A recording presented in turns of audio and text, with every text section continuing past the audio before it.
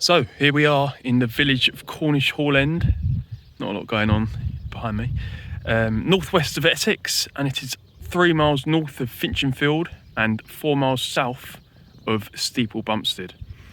There's not a great deal going on in this village, but some may say that's the best bit about it. Very old, as far as I know, but very, very small. They reckon there's about 60 houses on either side of the road. So I reckon that's about 400 to 500 people. No official figures that I found though, but yeah, very quiet, very lovely. Can you hear the birds chirping? Beautiful. So we're currently in the grounds of the village hall, around the back of it. Lovely little football pitch there, and a little park. Look, got all you need, I think, for such a small village.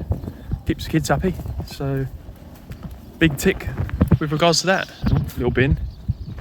So we have found the village hall. Wasn't very hard to find it, but this specific one, I mean, village halls are common occurrences in villages in the UK, but this specific one was previously a Victorian school building, believe it or not, until 1956 when it was converted into a village hall, and is now, like all village halls, where general meetings take place. Someone might have their wedding, have a little party here, all sorts of purposes, other clubs too. But yeah, in 2019, just a few years ago, it had a full renovation. So they did it up. Now it's looking bloody lovely. As I mentioned, it's Victorian in history, and you can tell that from the ceiling structure and the stained glass window just up there. I think there's a few others as well. And inside, apparently there's a fireplace, which is not very common. But yeah, in the 2019 renovation, it's now fully accessible. So if you're in a wheelchair, you're sorted. And this hall hosts karate classes, weekly choir, quiz nights, and other bits and bobs. So matches all your needs in Cornish Hall End. There you go. Even got a lovely little bus stop, look. Cheeky bin. All the bus times surrounding villages. Doesn't come very often, but if you need a bus in Cornish Hall End, you're sorted.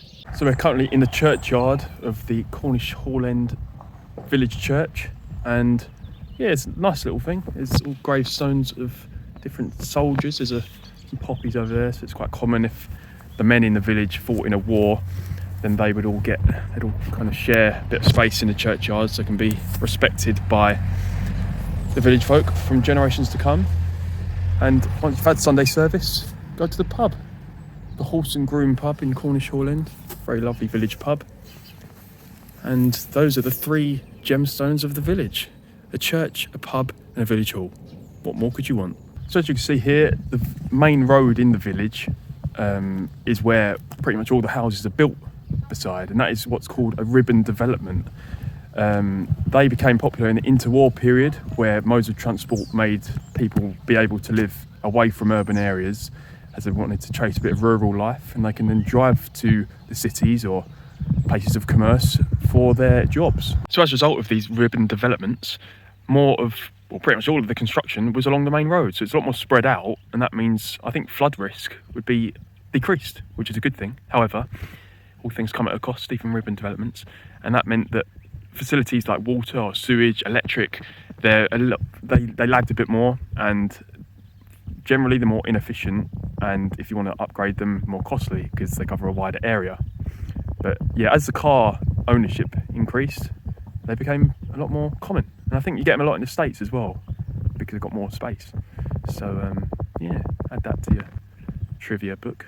As well as that, because construction of things are spread out more, the natural landscape becomes more fragmented and the ecosystems suffer. So it's not all sunshine and roses. Talking of agricultural viability on this public footpath in Cornish Hall End, this is in one of the rare regions in the UK where the Flora oxlip grows. Now that, I think you might find a couple in the West Country, but it's only in East Anglia you'd find them, and Cornish Hall End happens to be where they have been found before. They grow in nutrient-poor, calcium-rich environments, so quite rare, as I say. You get a lot of it in Denmark, Scandinavia, Russia, things like that too. Did have a look for one, but I just found a few dandelions, so yeah, the hunt for the oxlip continues. Issues regarding all the boring things like public services and whatnot are overseen by the parish council, which it shares with next door neighbour village Finchinfield, where locals are typically on the board to hold their village's best interests at the forefront.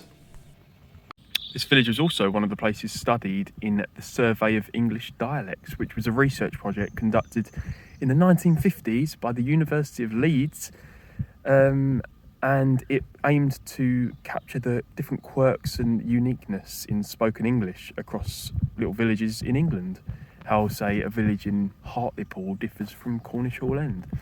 And that was because they feared that the rise of radio and TV and things like that were eroding the little quirkiness and different terms of phrase and whatnot of different English villages. There was a standardisation going on, how we're all now going to be talking in a uniform way, and even local accents will disappear. And you know what?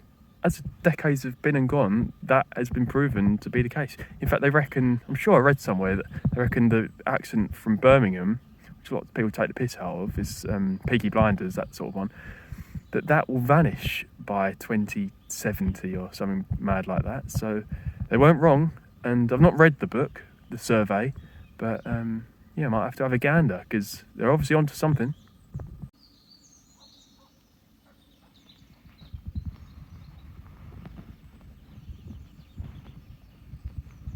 So that wraps up this tour of Cornish Hall End. There were no villagers around, so no interviews this time, but maybe next time, we'll see.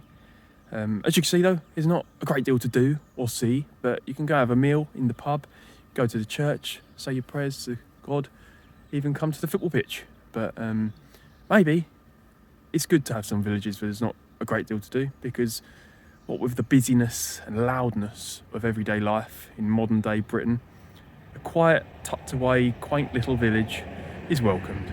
So on that note, thank you very much for watching, and see you soon.